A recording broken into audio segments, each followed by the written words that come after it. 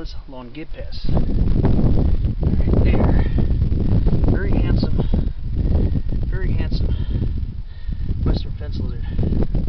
This is actually one of our most common lizards here. It's a member of the Spiny / horned lizard family, the Phrynosomatidae.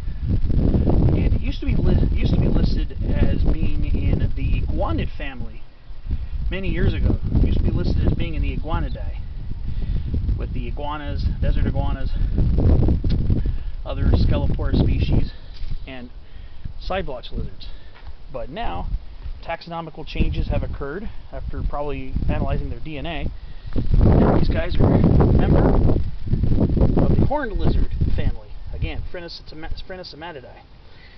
Species is very common in the western and northwestern United States, and especially common here in lowland Southern California, but also found high up in the mountains too, often close to 9,000 feet in elevation. So western fence lizards have